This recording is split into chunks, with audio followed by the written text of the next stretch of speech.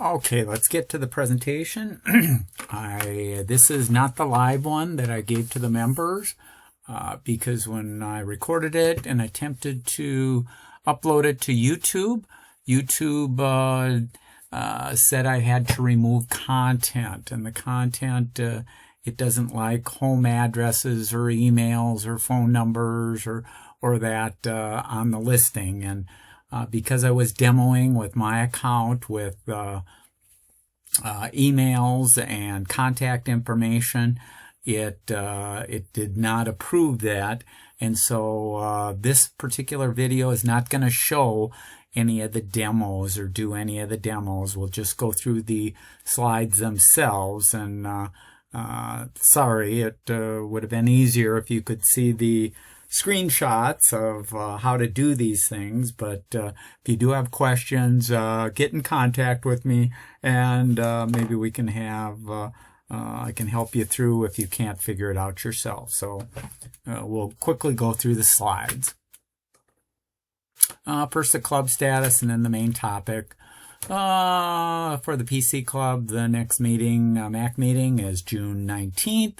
Question and answer, July 7th, and the next online will be Smart Devices by myself, Tom Kreitzer. Just a reminder, we do have our annual picnic coming up July 29th. I'll be sending that invite out in the next day or two. If you can respond by July 22nd, it'll be $12 for PC Club members. Or if you include your spouse or a guest, it'll be a total of $39 for the two of you. Our club president is Jim. Linda is our vice president. Paul is our membership secretary. Andrew is our treasurer. Chuck is our recording secretary. Mike leads the MACSIG. Paul is our director at large. And my name is Tom Kreitzer. I'm also director at large. You can pay your dues to Paul. Just a reminder, if you do change emails, to notify us, because that's the way that we keep in touch with you. If you do have suggestions for topics, talk to any of the board members. We're always looking for people to present or to write articles for our monthly newsletter. Website does have our past recordings and handouts. It has a deal section, eBytes newsletter, and there's the link. Okay, let's get to our main topic, which is Email Tips and Tricks 2 by Tom Kreitzer, myself. Take control of your email and make your life easier on all of your devices. We all use email, and it's an important part of communication and security and everything there. So the more you know about email and the more that you can control it, your life is going to be easier. We covered the basic fields in the email and how to use labels and folders in the first presentation, Email Tips and Tricks, which I did for the PC Club in October 2021. If you're listening for Crondelet, I believe I did this in April of 2024. Review it if you haven't seen it. I will be, I won't be showing Gmail, but I use Gmail. But most apps, you can use Microsoft Outlook or Apple Mail, or any mail usually has similar features and functions. I recommend Gmail as your main email account because if you do use Comcast or CenturyLink or a company or a school or an organization, you don't have lifetime access to that account. So I suggest that you use Gmail as your main primary account. Okay, let's start with creating some emails, some tips for doing that. First, ask yourself, is my message suitable for email, or could I better communicate the information with a text, a call, or a face-to-face meeting? Use text for short communications that can be done in 1 to 2 messages to 1 to 4 people and is time sensitive. Use a call for communication with 1 to 2 people, and also if it's time sensitive. If you do send an email, don't expect an immediate reply to an email. Many people only read their emails once or twice a day. Myself, I maybe check my email 4 times a day. I turn off notifications, so if you're expecting an immediate reply from me or that, it isn't going to happen. You have to text or call to get a more immediate reply. So keep that in mind. On a smartphone or tablet, if you do want to share something, the options that you have when creating an email lets you create a link as opposed to attaching the physical photo, video, or screenshot or file to the document itself or to the email itself. Sending a link stores your content up on the internet or cloud at a higher quality and keeps the email small for everybody you share it with. So you're better off sending it with links and not attaching files. Attaching files is the old way to send information. Another thing is when you're copying information, let's say off of a web page or even off of another email that you may have gotten, most people will do a Control-C to copy and then a Control-P to paste. But when that pastes, if there's formatting involved, such as font sizes, graphics, colors, things like that, you're going to get all of that copied into your new email that you're creating. In most cases, you don't want that format, and you don't want the fonts and the colors and that. And the easiest way to do it is you can do what's called paste or plain text. Paste is plain text. On a PC, instead of doing the Control-V to paste in, use your right mouse click, and up will pop a menu, and one of the menus says paste as plain text. I'm not going to demo it because of the restrictions of YouTube. I don't want my video to be taken down. Okay, also when you're sending to multiple people, set up a label or a group in your contacts.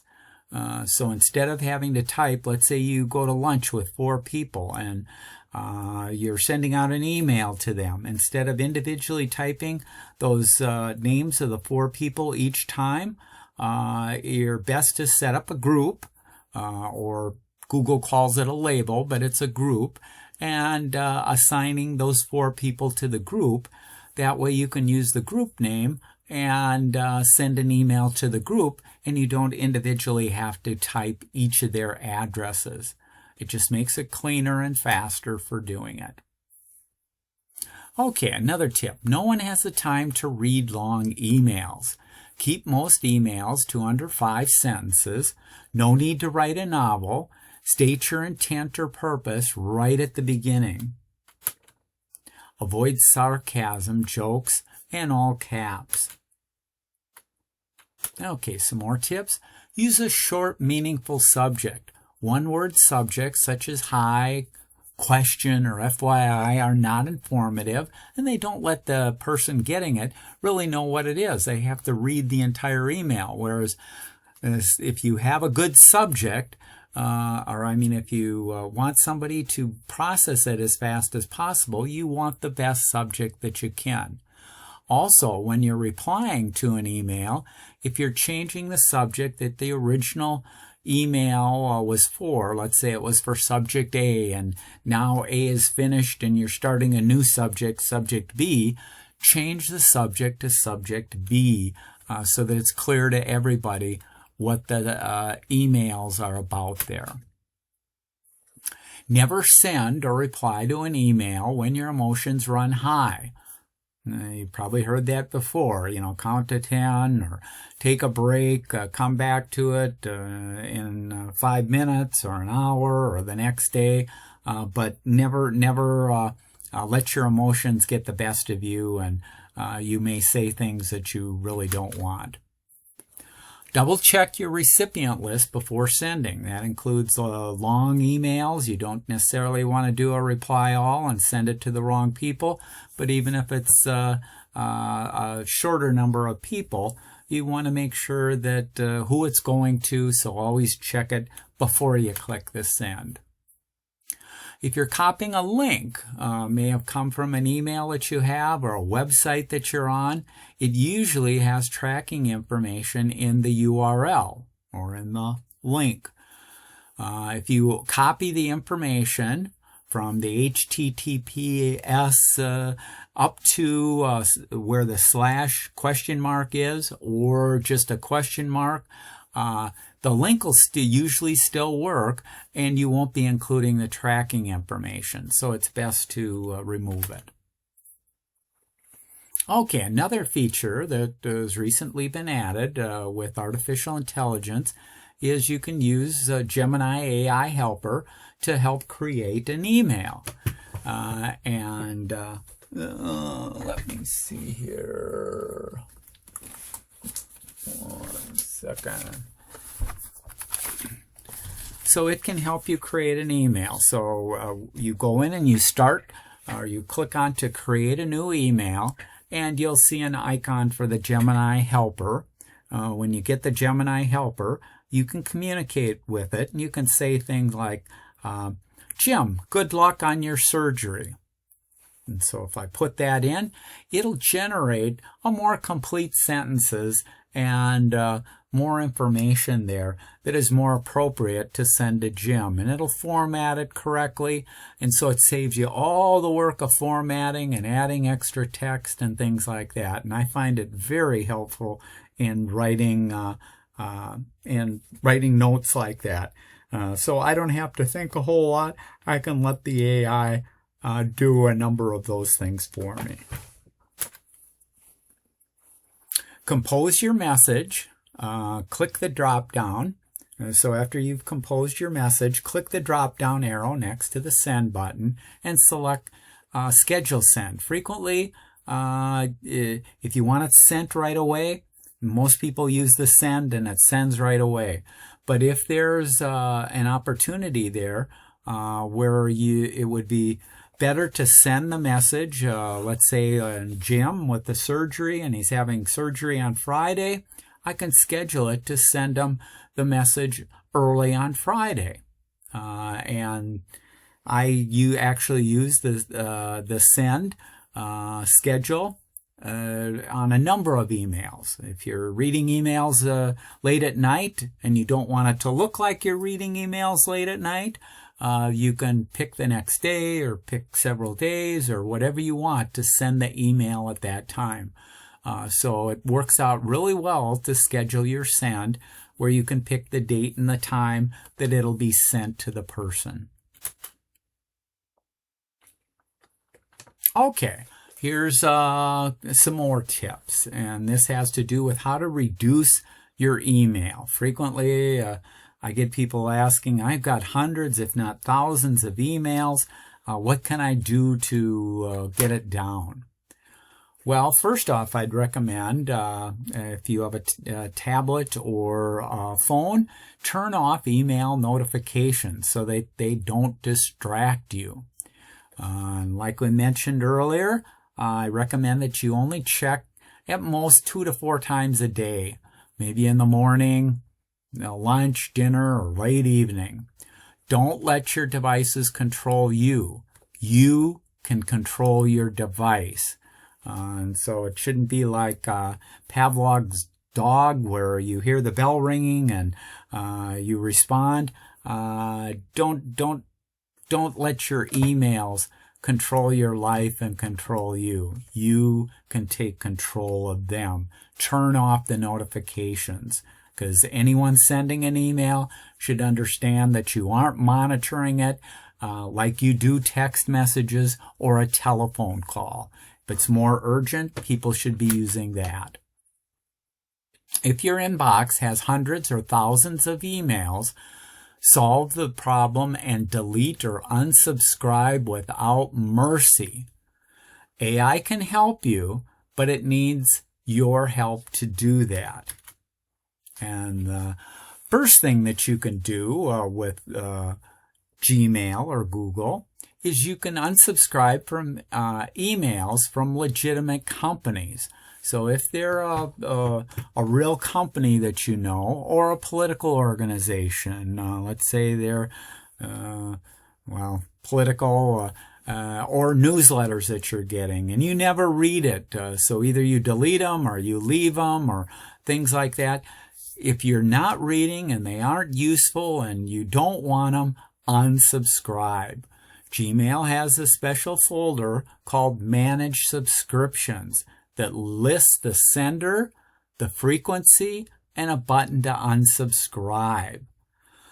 And that special folder, Manage Subscriptions, if you open up your app or the Gmail site on the left-hand side, where you see your inbox and the sent and that, you may not see something that says Manage Subscriptions, but you'll see an entry that says More. Click on the More, and you'll then see the Manage Subscriptions. When you open that up, you'll see a list of emails. So the AI has summarized all of your emails, and it says this business or email sends you on average 20 plus emails. And I'm not sure if that's a month. I think that's in a month period. So it'll tell you how many they're sending, and then it'll have a button to the side that says unsubscribe. So if you're getting stuff that you're not interested in and no longer want to receive it, unsubscribe. And that's the best way to get off of the list and reduce the amount of email, so you only want the emails that you truly are interested in. If the unsubscribe does not work, and most legitimate companies and political parties and that will unsubscribe you, if that doesn't work, there are other ways to get off the list.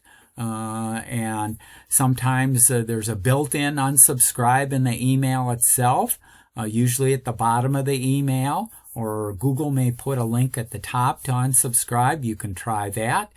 If that doesn't work, because that can take up to a week to stop getting emails from them. If the unsubscribe doesn't work, you can block a sender or create a filter to move incoming emails to a trash folder. Now, we were just talking about unsubscribing from legitimate companies. Well, unfortunately, some of the email that you get may not come from legitimate companies. It may be spam or scams trying to get you to click on things or buy things, and they aren't legitimate companies. Spam is from illicit senders trying to get you to click on a link or a button. Clicking on the unsubscribe will only make your situation worse with more spam emails or potentially a virus. A click from you marks you as a target. Instead, mark the message as spam. And the way you mark a message in spam is you may see 3 vertical dots on the far right-hand corner of your website or app that you're using. If you click on that, it'll have options to mark this email as spam or move it to the trash. Just get rid of it there, but mark it as spam. If you can also block the individual sender. Sometimes that works, but frequently spam or a scam will use different email addresses each time they send a message. So if you block, let's say, address ABC, next time they send it, it'll be DEF, and so the block doesn't stop it. You just have to try and see what works and what eliminates and what emails are still coming through after you unsubscribe and block and do all these things. Don't give up hope. If you continue to get some email, you have other tools in the bag to help you reduce it. If the blocking and marking as spam isn't reducing things, kind of the last resort, you can start creating your own filters for emails to delete them or send it immediately to a folder. So filters can be used for both getting rid of spam type stuff, but also can be used to help you organize the emails that you do get. Gmail allows you to create filters on the from, who's it from, who's it to, what's the subject, has these words, doesn't have these words, size-wise, examples. You can create a filter to delete emails that you cannot unsubscribe from. You can create a filter to move purchases. Let's say you buy stuff from Amazon. You may want to automatically move all the Amazon purchases into a folder called Receipt. And if you get newsletters, you may want to move them into a specific newsletter folder there. And if you're involved with a club or a group, you can also do it for those also. Okay, search and delete. Frequently I see people that are looking for a specific email, and it can take them quite a bit of time to find an old email because they've got so many emails in there, and they're scrolling and they're looking and stuff like that. Scrolling can be okay, but if you can't find it in like 5 seconds, you should be using the search. The search is at the top of the page or the app, and it lets you search without scrolling. You can put in your search criteria. Let's say it's the name of a person that it came from, or the subject, or part of the body of the text. You can search for that. And if a simple search doesn't work, there's an advanced search that can be used. And that advanced search, you can put in things like between a certain date, has these words, doesn't have these words, and that.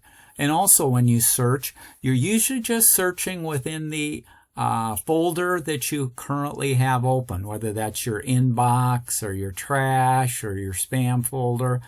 It's just searching within there. But if you're not sure what folder you might have saved something to, or if you deleted it, or if it's still in your inbox, first click on All Mail, the All Mail view, and then search within that. And that'll search all of your folders except the Sent folder. And so that's usually, if you're not sure where you put it or if you deleted it, that's the easiest way to search and find things there. When you do find things and you want to delete them, or maybe you want to move them to their own folder, the easiest thing to do is you can select multiple messages. And to select multiple messages, if you're using a mouse, you can click the checkbox on the left-hand side of the email. If you're using an app for that, you can hold your finger down and select one or more, or a range of emails, and you can delete them all or move them to a folder. There's also the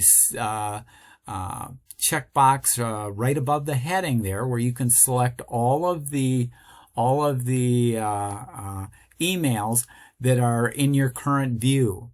Now, your current view depends on what your settings are in Gmail. And Gmail lets you view 10 at a time, 20, 40, 50, or 100. And you can select, I usually go for the 100, and that way you can work on a large number of emails at a time. If you want to select more than 100 or more than what's in the view, when you select everything in the view, Google will come up with an additional link that says you've selected 100 entries. If you want to select all entries that are, let's say, in your inbox, and your inbox contains 1,000 emails, you can click on that, and that'll select all 1,000. Then if you hit the delete, it deletes all 1,000. So that's a quick way to do that.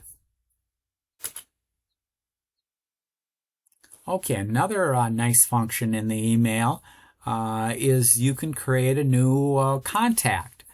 So contacts are a very important feature that ties in with your email. It also ties in with your text and ties in with your making telephone calls. But it's very important to have the people that you communicate with set up in your contacts. And if you get an email from a person or a company and you want to set them up, it's real easy to do. All you do is hover your mouse or over the who it came from, and up will pop a little box, and that little box will tell you if you already have a contact for this email, or it'll have a button on there where you can add a new contact. So it makes it very, very easy to start setting up new contacts for people that you don't have in there. And new contacts, I recommend as you start populating the contact, get their telephone number, get their email, you can get their birthday, you can get their address, you can put stuff like that in there. Okay, some other tips. Gmail gives you 15 gigabytes of free space for emails, photos, and documents. Keeping emails with large attachments or thousands of emails will consume your 15 gigabytes of space. Google's more than willing to sell you space starting at $1.99 a month for 100 gigabytes. You can use the search to find large emails over 10 megabytes and delete them if you're looking to free up some space in that. Also, most people aren't aware that every email that you send, since you've had your email account, is saved in the sent folder. So sent emails never get deleted. You have to go in there and delete them. They don't automatically delete after 90 days. So if you've had your Google account, let's say for 20 years, chances are you've got thousands and thousands of emails that you may have created over those 20 years. You want to go in there and delete the ones that you no longer need. If an email that you have contains a photo or a video that you like, don't just save the email. Save the file, the photo, the video, or the file that you like, either to your device or to the cloud, and delete the email so that you don't have to, you can organize them that way and not have them in your email. What are some other tips? Combat procrastination and inbox clutter using what's called the zero inbox method. 4 Ds. It's sometimes called the 4 Ds. And I'm a proponent of this particular method. I try and keep my inbox. When I go in and read it, I try and read and operate on every single email. And so when I'm done looking at my email, there's nothing left in my inbox. I've processed it all. So the first D of the 4 Ds is do now. So if there's something that the email is asking you for information, or you have to complete something or send something in, and it's going to take under 2 minutes to do, complete it and respond right away. And after you've responded right away, delete the email if it's no longer needed. If it's important to keep it, move it to a folder where you plan on keeping it. Okay, the second D is defer. So you don't have the time. It's going to take longer than 2 minutes. You don't have the time right now to complete it. Well, take it out of your inbox and move it to a folder. I recommend a folder, or the folder that I use is called 00 to do this week, or 01 to do this month. I move it to one of these two. Obviously, the ones to do this week are more urgent than the ones to do in a month there. And you can create as many folders as you want to try and or to keep track of things like that. Okay, the third D is delegate. So if the email is asking for something that you are not going to do, but somebody else should take care of it, you want to delegate it. Forward it immediately to someone else to handle. After that, you can delete the email, or if it's something that you have to keep, move it to a folder to keep it. But you get it out of the inbox. The fourth D is delete. So this is for emails that don't require an action. You can delete it, or if you do need to keep it, let's say like it's a receipt from Amazon, you bought something, you may want to move it to a folder called receipt, but get it out of your inbox. This way your inbox, after you've gone through your emails, should be empty. And so that way, when you look at it later in the day, you'll just have the most recent that came in since the last time you read it. You go through, you process it. You aren't wasting your time and wasting effort on reading them over and over and over again and having to scroll through a bunch of things. So this is a system that is highly recommended by myself and a number of people, and it's a way to control your email, and don't let your email control you. In order to do that, moving to folders and the to-do and stuff like that, you should create folders or labels. Google calls them labels for all the things that you do there.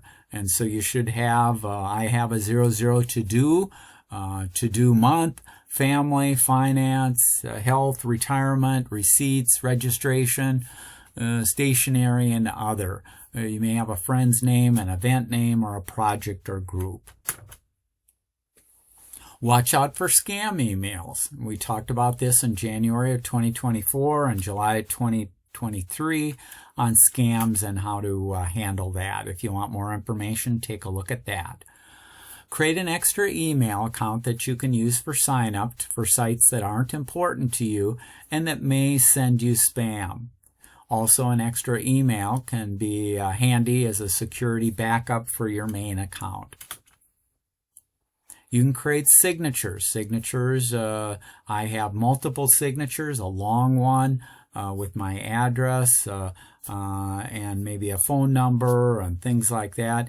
And then you also can have short ones, or if you, like I deal with the 3M Club, I have the club address and things like that.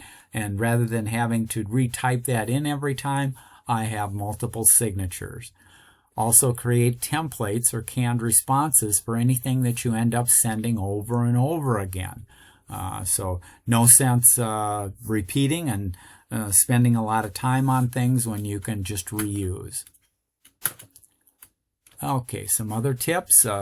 You can add third-party email accounts to Gmail. So if you have a Hotmail account or an Apple account, you can still manage those, look at it, create your labels and stuff like that in Gmail there. So that can be a nice option. You don't have to have a separate app for Outlook and a separate app for Gmail. You can have one, and you just have to give it permission to read your account, and then you can use all the features that Gmail has.